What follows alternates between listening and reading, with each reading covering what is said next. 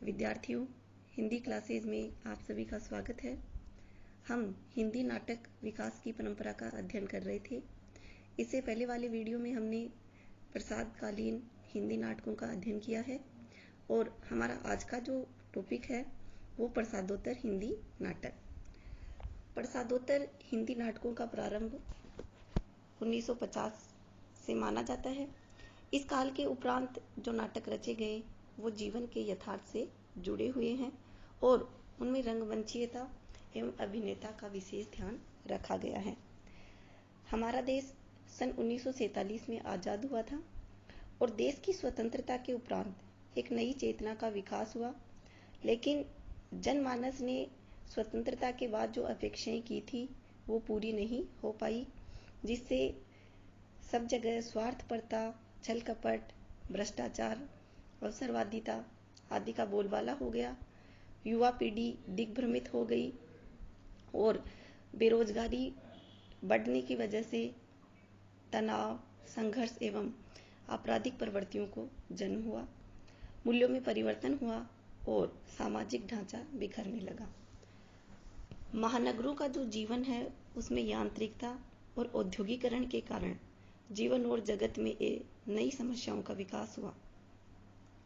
नवीन परिवेश, नवीन भावबोध एवं नवीन मान्यताओं ने नाटकों की विषय वस्तु को भी बदल दिया और नाटक है वो अपनी जो पुरानी परंपरा है या कह सकते हैं कि जो अपनी पुरानी लीक है उसको छोड़कर उन्होंने इस युग में या इस काल में नवीन मार्ग ग्रहण किया।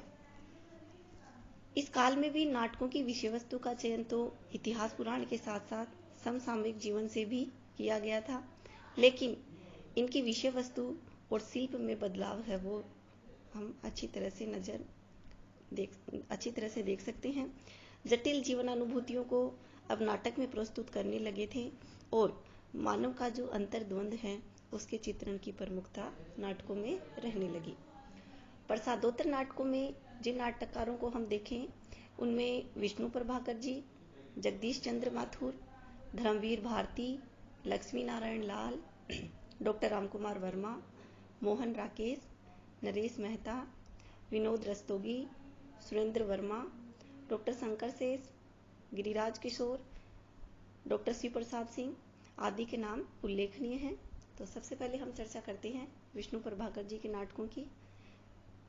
विष्णु प्रभाकर जी ने अपने नाटकों में आधुनिक भावबोध के साथ उत्पन्न तनाव एवं जीवन संघर्ष को सफलतापूर्वक प्रस्तुत किया है। इनके लिखे नाटकों में डॉक्टर, युगे युगे क्रांति और टूटते परिवेश ये इनके प्रसिद्ध नाटक हैं। युगे युगे क्रांति में इन्होंने पीढ़ीगत संघर्ष की अभिव्यक्ति की है तथा टूटते परिवेश में पारिवारिक विघटन को यथार्थ अभिव्यक्ति देने का प्रयास इन्होंने किया है। डॉक्टर जो नाटक है वो एक मनोवैज्ञानिक नाटक है जिसमें भावना और कर्तव्य के अंतर्द्वंद का सुंदर चित्रण किया गया है। अगले जो नाटककार हैं वो है जगदीश चंद्र माथुर। माथुर जी ने हिंदी रंगमंच को एक नई दिशा अपने प्रयास और बहुचर्चित नाटकों के माध्यम से किया। इनके नाटक हैं कोणार्क, शारदिया, पहला राजा तथा दशरथ नंदन। कोणार्क नाटक की कथा उड़ीसा के भुवनेश्वर का जो कोणार्क मंदिर है उसके साथ जुड़ी हुई है। तो एक ये यहाँ पर जनरल नॉलेज का या कह सकते हैं जीके का भी प्रश्न बनता है कि कोणार्क मंदिर कहाँ है। तो कोणार्क मंदिर उड़ीसा में है। शिल्पी विशु और महामंत्री चालुक्य के संघर्ष की कथा का इसमें वर्णन किया गया है। अगला इनका जो नाटक है वो है शारदिया, जो कि एक ऐतिहासिक नाटक है जिसमें मराठों और निजाम के बीच जो युद्ध हुआ था वो उसकी पृष्ठभूमि पर आधारित है और राजनीतिक हथकंडों से युक्त इस नाटक की कथा वस्तु बसी हुई है तथा शिल्प में पाश्चात्य एवं भारतीय नाट्य कला का समन्वय किया गया है। पहला राजा नाटक पौराणिक पृष्ठभूमि से युक्त होने पर भी इसमें युगीन संदर्भों से जुड़ा हुआ प्रतीकात्मक नाटक है। इस नाटक से लेखक ने विषमतापूर्ण राजनीति एवं शासन तंत्र की असफलताओं को व्यक्त किया है। और इनका जो अगला नाटक है दशरथ नंदन, जैसा कि नाम से ही स्पष्ट है, ये राम कथा पर आधारित इनकी नाट्य करती हैं। अगले जो सब और महत्वपूर्ण नाटककार हैं वो है मोहन राकेश। आधुनिक काल के सशक्त नाटककार माने जाते हैं मोहन राकेश जी। यद्यपि इन्होंने केवल 3 ही नाटकों की रचना की है, लेकिन संख्या कम होने पर भी हिंदी नाटक जगत में इनके नाटक हैं वो अपना विशिष्ट स्थान रखते हैं। इनके नाटक हैं आषाढ़ का एक दिन, जो सन 1958 ईस्वी में प्रकाशित हुआ, लहरों के राजहंस, जो सन 1963 में प्रकाशित हुआ, तथा आधे अधूरे, जो सन 1969 में प्रकाशित हुआ। आषाढ़ का एक दिन जो इनका नाटक है वो महाकवि, संस्कृत के महाकवि कालिदास के परिवेश, रचना प्रक्रिया, प्रेरणा स्रोत और उनके चूक जाने से संबंध कथा को प्रस्तुत करने वाला नाटक है। कालिदास को रचना की प्रेरणा अपने गांव से, परिवेश और प्रकृति से प्राप्त हुई है। इस प्रेरणा का सबसे प्रभावी स्रोत है मल्लिका, किंतु राज्याश्रय प्राप्त होने पर कालिदास अपने परिवेश से उखड़ गया और एक परिवेश से कटकर दूसरे परिवेश से जुड़ पाने का अंतर्द्वंद साहित्यकार की पीड़ा को उभारता है। यह नाटक रंगमंच की दृष्टि से पूर्ण उपयुक्त है। अगला जो इनका नाटक है वो लहरों के राजहंस, जो नंद और सुंदरी की कथा महात्मा बुद्ध के, जिसमें नंद और सुंदरी की कथा महात्मा बुद्ध के परिप्रेक्ष्य में प्रस्तुत की गई है। राग विराग और श्रेय प्रेय के अंतर्द्वंद की सफल अभिव्यक्ति इस नाटक में प्रस्तुत की गई है। सुंदरी और नारी सौंदर्य को आकर्षण का चरम बिंदु मानती है और सौंदर्य के अहम से ग्रस्त हैं। नंद अपनी अनिंद्य सुंदरी पत्नी के प्रति आकृष्ट है, किंतु वह बौद्ध धर्म के प्रति भी आकृष्ट है। अंततः जब नंद बौद्ध धर्म में दीक्षित होकर मुंडित मस्तक लिए हुए घर आता है तो उस सौंदर्य गर्विता सुंदरी का अहम चूर चूर हो जाता है। इस नाटक में चित्रित नंद का व्यक्तित्व आधुनिक भावबोध से युक्त संशयशील मानव का प्रतीक है, जो अनिर्णय की स्थिति में रहने के लिए विवश है। इनका जो सबसे महत्वपूर्ण नाटक है वो है आधे अधूरे। आधे अधूरे मध्यम वर्गीय जीवन की विडंबना को प्रस्तुत करने वाला एक सशक्त नाटक है, जिसका नायक महेंद्र नाथ अपने अधूरेपन को भरने के लिए नायिका सावित्री से विवाह करता है, जो कि पूर्ण पुरुष की तलाश में है। वह पूर्ण पुरुष महेंद्र नाथ में नहीं खोज पाती और वह जिन 4 पुरुषों के संपर्क में आती है, लेकिन वो सबको अधूरा ही पाती है और अंततः यह सोचने को बाध्य हो जाती है कि सब के सब एक से हैं। कहने का मतलब ये है कि सब इंसान आधे अधूरे हैं, कोई भी पुरुष अपने आप में पूर्ण नहीं है। मोहन राकेश के नाटकों का शिल्प बेजोड़ है। रंगमंच की दृष्टि से ये पूर्ण सफल नाटक हैं। संवाद, भाषा, प्रस्तुतिकरण, दृश्य संकेत, रंग निर्देश, छाया प्रकाश आदि सभी दृष्टियों से वे रंगमंच पर सफलतापूर्वक अभिनीत किए जाने योग्य हैं। हिंदी नाटकों के आकाश में मोहन राकेश जी सूर्य के समान माने गए हैं। विनोद रस्तोगी ने भी नाटक लिखे, जिनमें नए हाथ, बर्फ की दीवार में नवीन मान्यताओं का इन्होंने निरूपण किया है और वे एक सफल रेडियो नाटककार भी माने जाते हैं। अगले जो महत्वपूर्ण नाटककार हैं वो लक्ष्मी नारायण लाल।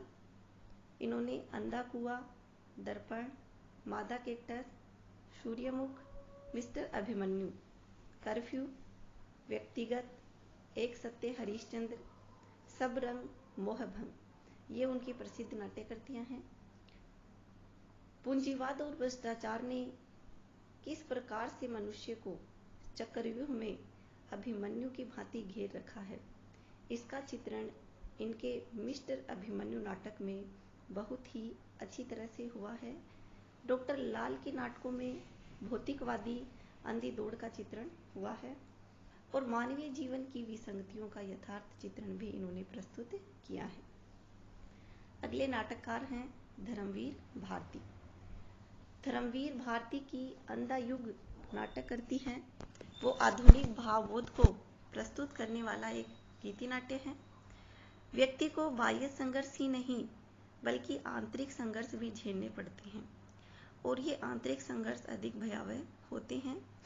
अंधा युग एक सशक्त करती है जिसमें महाभारत के पात्रों के माध्यम से आधुनिक युग के तनाव, कुंठा, अंतर्द्वंद, आवेश एवं अभिशप्त जीवन को अभिव्यक्त किया गया है। प्रसादोत्तर काल के कुछ अन्य नाटककार निम्न हैं।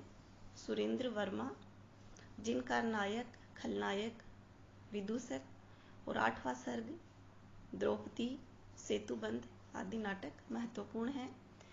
डॉक्टर शंकर शेष का बंधन अपने अपने और एक और द्रोणाचार्य। मणि मधुकर के रसगंधर, बुलबुल और सराय महत्वपूर्ण नाटक हैं।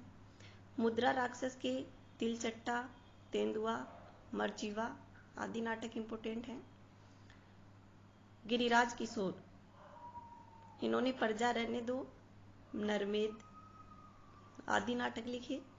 मनु भंडारी का बिना दीवार का घर, रमेश उपाध्याय का पेपरवेट, भीष्म साहनी का कबीरा खड़ा बाजार में। उपयुक्त नाटककारों की सूची यद्यपि बहुत लंबी है और हमने जो नाम दिए हैं वो महत्वपूर्ण नाम हैं, लेकिन हिंदी नाटकों की यह विकास यात्रा भी जारी है। नए नए नाटककार प्रयोगधर्मी हैं और अब नाटक मानवीय जीवन की विसंगतियों को प्रस्तुत करने वाले सशक्त माध्यम के रूप में हमारे सामने आया है। यद्यपि अन्य गद्य विधाओं की अपेक्षा हिंदी नाटक का विकास मंद गति से हुआ है, क्योंकि हिंदी रंगमंच को अभी भी दर्शकों का अभाव है। सिनेमा एवं टीवी ने हिंदी नाटकों की रंगमंचीयता को प्रभावित किया है। दर्शक अब रंगमंच पर अभिनीत किए जाने वाले नाटकों की ओर कम आकर्षित हो रहे हैं। तथापि आज का हिंदी नाटक पूर्णतः भारतीय परंपराओं से जुड़ा हुआ है और समसामयिक समस्याओं को प्रस्तुत करने की एक सशक्त विधा के रूप में विकास पथ पर अग्रसर है। ये था हमारा नाटक, हिंदी नाटक विकास परंपरा का क्रम, जिसको 3 भागों में बांटा गया था: भारतेंदु युग, प्रसाद युग और प्रसादोत्तर युग। हमने तीनों कालों का अध्ययन कर लिया है। इनके जो प्रमुख नाटककार हैं उनके बारे में हमने अध्ययन कर लिया है, नाटकों की विशेषताओं का अध्ययन कर लिया है। अब हम थोड़ी सी चर्चा करते हैं रंगमंच पर। रंगमंच, भारतीय नाटक रंगमंच पर प्रस्तुत करने के लिए लिखे जाते थे। जो नाटक अभिनीत किए जाने होते थे उनकी रंगमंचीयता पर विचार करने के उपरांत ही उन्हें रंगमंच पर प्रस्तुत किया जाता था। नाट्य कला एवं रंगशिल्पी के पारखी विद्वानों की देखरेख में ही नाटक रंगमंच पर प्रस्तुत किया जा सकता है। संस्कृत में शूद्रक द्वारा रचित मृच्छकटिक उच्च कोटि का नाटक है, जो रंगमंच की दृष्टि से पूर्णतः उपयुक्त है। रंगमंच का अभिनय के साथ गहरा संबंध है, अतः विद्वानों ने रंगमंच से संबंधित अनेक निर्देशों का विधान अपने ग्रंथों में किया है। रंगमंच जहाँ बनाया गया हो उसे प्रेक्षागृह या नाट्यशाला कहते हैं। भरत मुनि ने 3 प्रकार के नाट्य मंडप बताए हैं: आयताकार, वर्गाकार और त्रिभुजाकार। रंगमंच की लंबाई को 2 भागों में बांटा जाता है, जिसमें पीछे का भाग नेपथ्य कहलाता है और आगे का भाग रंगशीर्ष एवं रंगपीठ कहा जाता है। नेपथ्य रंगमंच का अभिन्न अंग है, क्योंकि पात्रों की साज सज्जा का कार्य यही संपन्न होता है तथा अभिनय के समय सूच्य बातों की सूचना देने के लिए नेपथ्य का प्रयोग किया जाता है। नेपथ्य के साथ लगने वाले रंगशीर्ष में ही अभिनय का अधिकांश भाग प्रदर्शित किया जाता है। रंगपीठ में उन्हीं कृत्यों को दिखलाया जाता है जो दृश्य बदलने में सहायक होते हैं। नेपथ्य और रंग शीर्ष को विभाजित करने वाली दीवार स्थायी होती है, जबकि रंग शीर्ष और रंगपीठ को अलग करने वाला पर्दा अस्थायी होता है। इनके दाएं बाएं एक एक कक्ष होता है, जिनका उपयोग पात्रों का प्रवेश एवं प्रस्थान कराने और संगीतज्ञों को बैठाने तथा पर्दा खींचने वालों को खड़ा करने हेतु किया जाता है।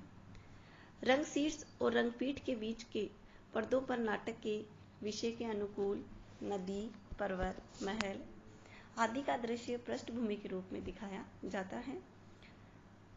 दर्शकों के लिए जो स्थान है उसे आचार्य भरत ने आजकल के थिएटरों की तरह सीढ़ीदार बनाने का निर्देश दिया है। यह सीढ़ियां उत्तरोत्तर एक एक हाथ ऊंची बनाने की बात भरत जी ने कही है। अभिनेता एवं रंगमंचीयता। नाटक की रचना रंगमंच के लिए की जाती है, अतः अभिनेता एवं रंगमंचीयता नाटक का प्रमुख तत्व है। ये हमने जब नाटकों के प्रमुख तत्व पढ़े थे तब भी ये बात पढ़ी थी। नाटक ऐसे हो कि उनमें सरलता से रंगमंच प्रस्तुत किया जा सके और उनमें पात्रों की संख्या कम हो, दृश्य भी सीमित हो तथा ऐसे दृश्य न हो कि उन्हें रंगमंच पर प्रस्तुत करने में कठिनाई हो। संवाद छोटे छोटे हों, भाषा सरल हो तथा रोचकता का समावेश हो। नृत्य एवं गीत हो, किंतु उनकी संख्या अधिक नहीं होनी चाहिए। नाटक की भाषा सरल, प्रवाहपूर्ण तथा वस्तुनिष्ठ, संस्कृतनिष्ठ न हो। वर्तमान समय में नाटक का प्राचीन स्वरूप तो बहुत कुछ लुप्त होता जा रहा है, क्योंकि अब बहुत से लोग नाटक रंगमंच के लिए न लिखकर पढ़ने के लिए लिखने लगे हैं। सिनेमा ने भी नाटकों को बहुत कुछ प्रभावित एवं परिवर्तित किया है, किंतु नाटक और सिनेमा में अंतर है, वे एक दूसरे के विकल्प नहीं बन सकते। इस प्रकार आज का हमारा जो टॉपिक है वो यहीं खत्म होता है।